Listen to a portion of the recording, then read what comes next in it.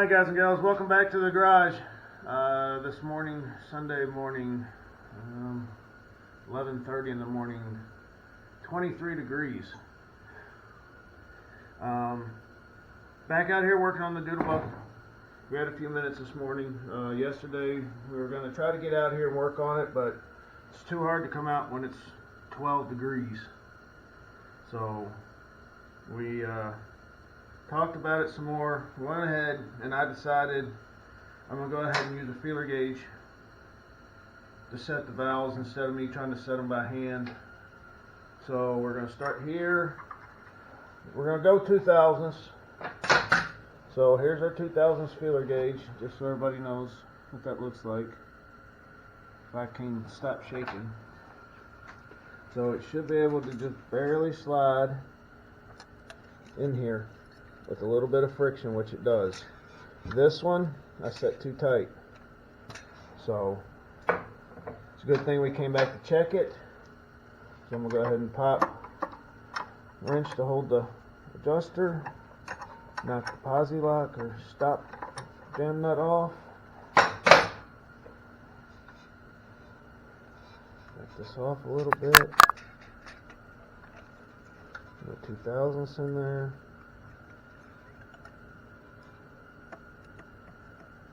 There's about perfect. Got my wrench. Get on here.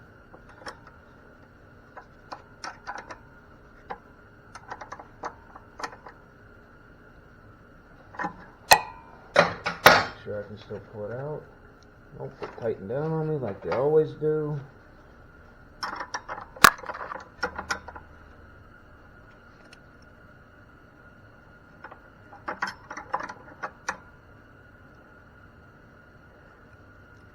Oh, she tightened down a lot.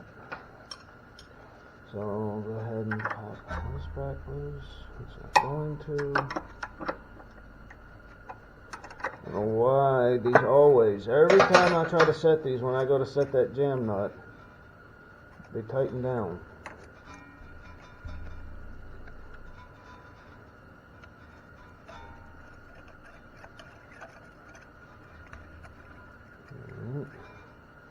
There we are, 2000s.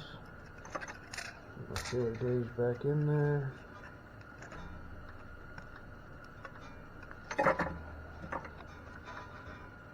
Works a lot better when you don't have gloves on, but this metal is cold. And I want to make sure I have gloves on. Alright, so we're down in there. Put my wrench back on.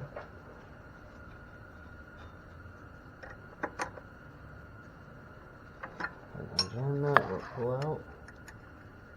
Yeah, it's a tight tube, but it's a tube. So I'll just give that a bump backwards. So there we go. We set the valves at 2000s. So we know we're good there. I'm going to go ahead and zip the side cover back on. We had put it back on in the last episode, but just to double check that we were at 0 degrees or top dead center on our timing marks, I popped it off just to make sure.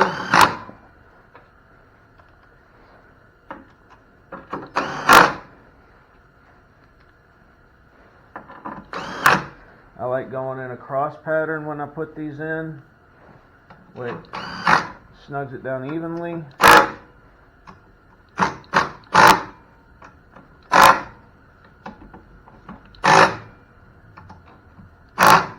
Yeah, we're missing a bolt. It's in the oil. My fat fingers dropped it. My fat fingers don't fit in here. So that one will go back. Let's see. There we go. It's nasty, messy. Yeah.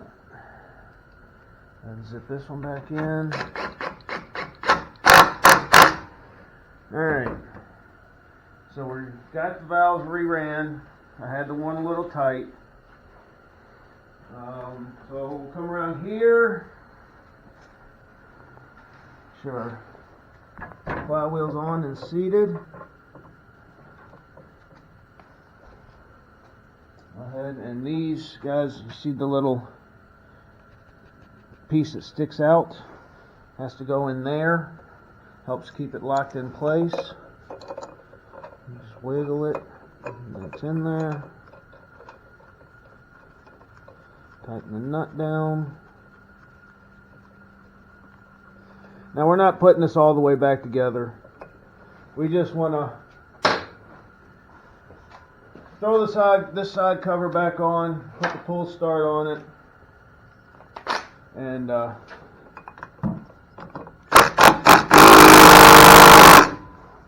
she's on there tight. We're going to throw the side cover back on it. Same process as the last video. Just we're going to take the bolts that we put back in so we didn't lose them out, attach the side cover, and then we're not going to start it. We don't have oil in it yet. We'll leave the spark plug unhooked, the fuel off, the kill switch off. We're just going to pull it a few times and see if it breaks our pans like it was in the past, or if rerunning the valves and messing with the camshaft and everything changed anything. So we'll be back in just a second after we get the side. Hi guys and gals, so we're back. Got the side cover on. Remember, we ran the valves, we double checked timing, checked the camera compression reliefs on the camshaft. This is the original. As you spin it, it comes open, pulls that little dipper down and releases something in the engine. I'm not 100% sure on how these work. The other one is a little different. Still the same principle. It's counterweighted and they just slide as the engine spins. I can't see that, but so as it spins, it just swings open. So here we go. First pull. I'm scared. Hands are cold. As this thing pulls the rope back out of my hands, we're in trouble. Alright, here we go. Hey! That, ladies and gentlemen, is how it was supposed to pull. Before, you would have to pull till you felt compression and then yank, and if it got to the next compression stroke and didn't start, it would dead stop. Pull that rope right out of your hands. It actually has busted my fingers open before trying to start it.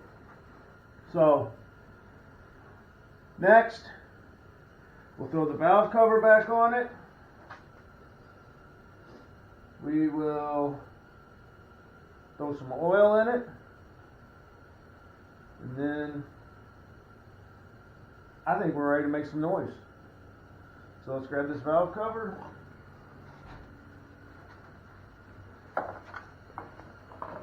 This is an aftermarket piece Justin wanted for it. It's a clear see-through valve cover. They make two versions of these Predators, a Hemming and a regular overhead. We got the regular overhead. When we started playing with these things, we just got the one that we could get at Harbor Freight that day when we built this bike just over 2 years ago now, isn't it? Yeah, just over 2 years. It was actually New Year's Eve when we started putting it together. Got video of the very first ride ever. Well, not the very first ride, because I took it around the block myself before I let the kids ride it, to make sure that it wasn't going to be a death trap. Well, lo and behold, guess what I did, guys? I wrecked. Hit a patch of black ice because, of course, it's New Year's Day in Michigan. Snow, ice everywhere. And, yeah, I bit it. Didn't get hurt, didn't hurt the bike. I held onto the throttle, and so the bike didn't get away. Rear end just literally pushed out right behind under me, landed on the foot pegs and slid across the ice, and I held the handle and kept the throttle handle that was brand new from hitting the ground. So these are plastic. They got a cork gasket in them, guys. You don't have to get crazy corking them down. Just snug them up. Not a lot of pressure on them. Doesn't a lot of oil flying around in there. There's just whatever gets slung up from that dipper like we showed you before on the crankshaft, on the connecting rod. So, all 4 of them. Don't forget this. Alright, valve cover's on. Go ahead and throw the drain plug back in it.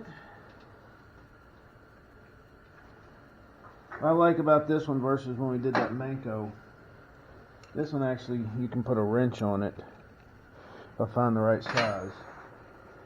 That was a 3/8, that was too small, so it's probably a 10 mil. It should be sitting right here. Yep.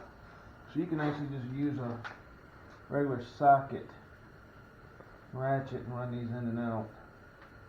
The Manco had a square drain plug on it.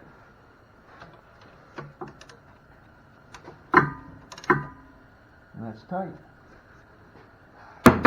So grab the funnel,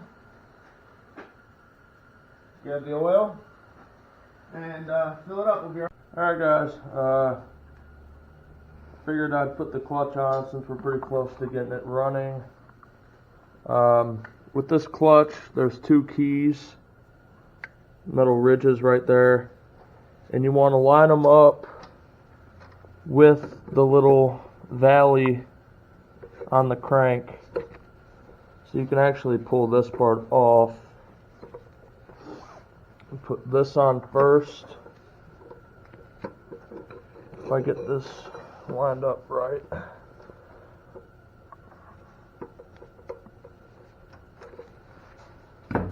Oh, no, I'm way off. So take it back off, line it up.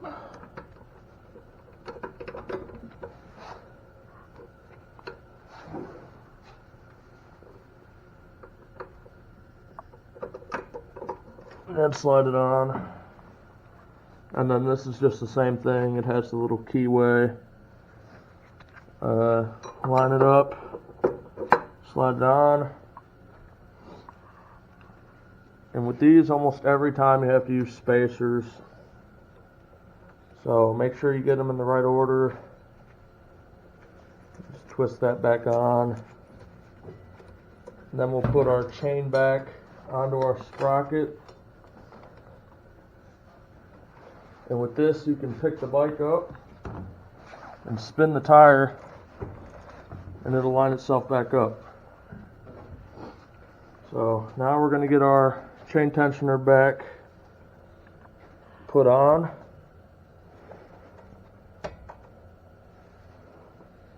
And I screwed up the spacers. Is it that or is it not in?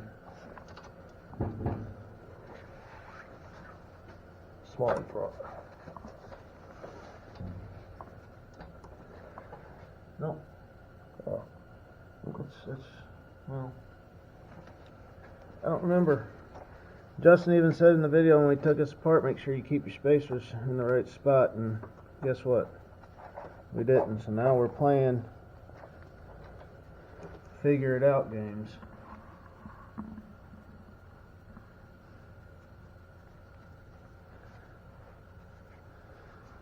Slip this back on here.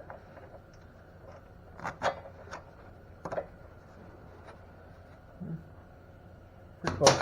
Oops. Get our magical runaway spacer.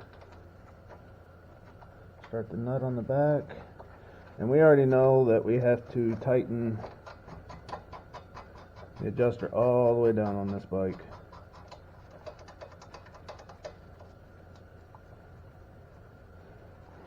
And then what actually holds the adjuster in place is when you tighten down this. What size are they, Justin? This is 7/16. That's a 9/16 for your clutch. yeah, 7/16. Maybe out on the table already. Or did you used to use wrenches when you took it apart?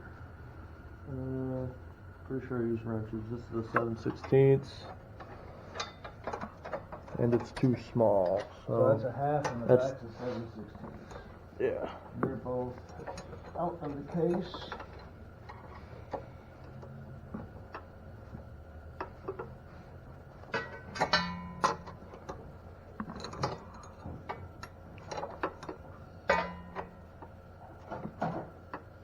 Here's the 7/16, Justin. You need a 1/2 inch, correct? Yeah.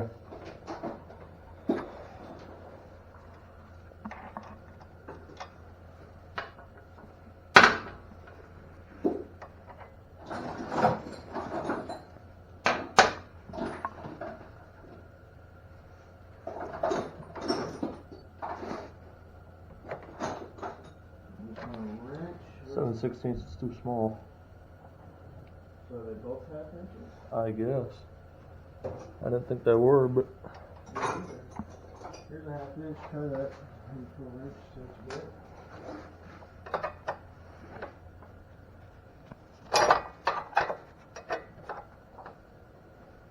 That fit that one? Here. Watch your fingers. Hold the outside. Hold the side. Probably metric. yeah, that's what.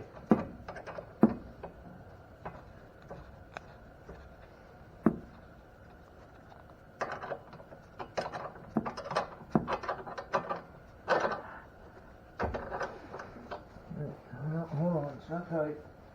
Yeah.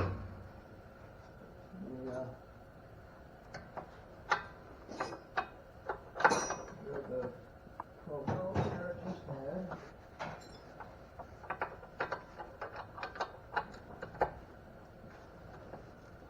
Got yourself. Perfect. Alright. You hold that one, you ready? Yep. These are on roller bearings, guys. You can tighten them down. Alright. Chain's about as tight as you want it. Now we're going to go back and fill it with oil. Justin, the other drain plug's behind the bike. Oh, you already put it in?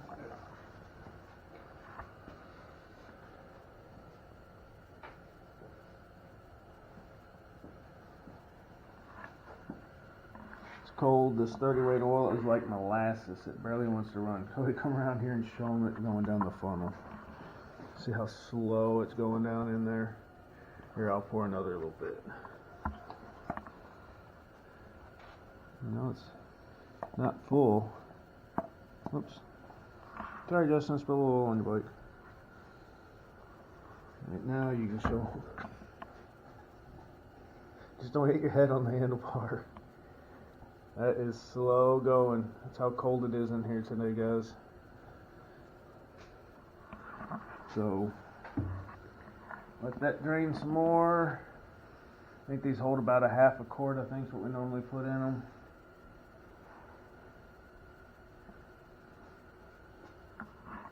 It's not, I don't see it. Justin, grab the flashlight back there.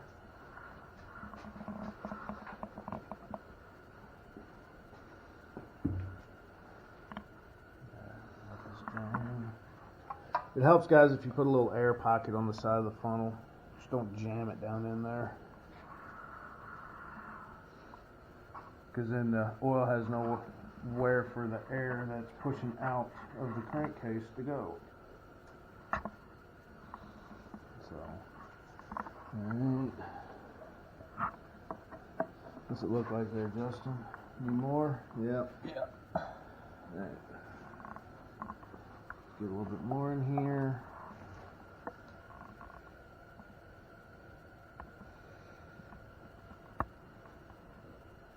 If this was summertime, we'd be done filling it with oil already. Like we said earlier, it's 23 degrees. We do have the heat going in the shop. You can tell from the beginning of the video to now, it's definitely helping. But Michigan in the shop without a really good heat system is not the best time to be working on the stuff. Go ahead and hold the light and let Cody get in there so you can see down in the hole, and see we don't see oil yet. So we're going to put this last little bit of this half quart we had left from when we did the Manco oil change.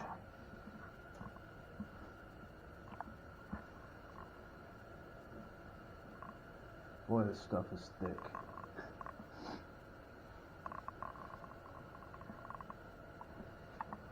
Let this go down. Eventually, sometime this year, hopefully.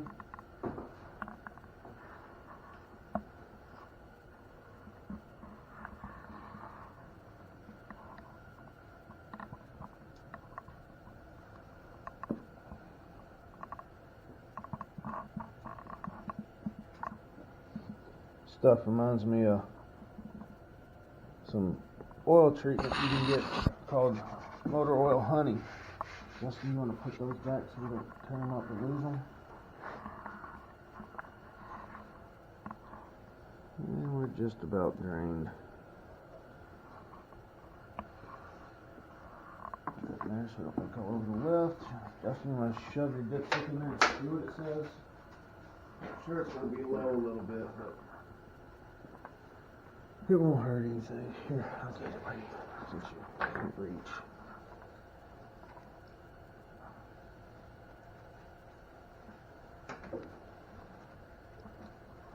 Screw it down in there. Unscrew it.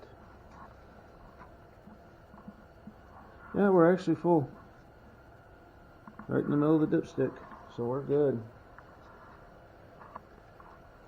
So normally, guys, when we start these, we've been opening the door on the shop so we don't get overwhelmed with carbon dioxide, but it's too cold. There we go.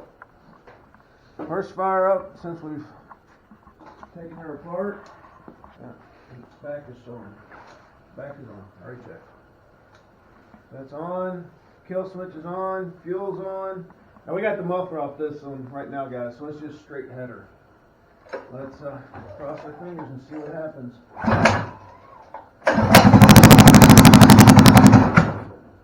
That is how it's supposed to start, guys. We were fighting this thing. It was backfiring through the carburetor. It poured gas out, everything else. So we can get to start again. Choke.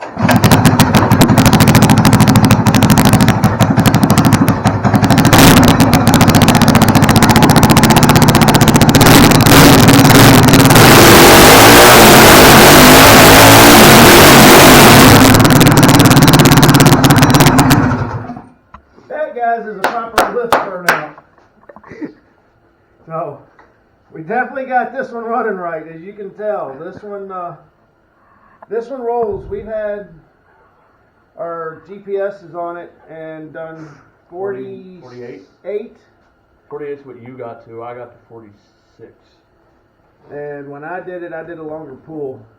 But I had a bump in the road with this thing while I was getting on it, and it actually pulled the front tire about that far off the ground with me on it, and continued to ride it for probably another 100 feet, and then finally sat back down. So I think that's where we're going to end this video today. As you can see, Justin's doing the happy dance.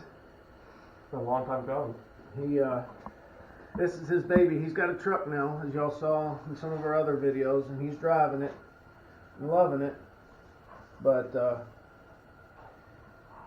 this is still his toy.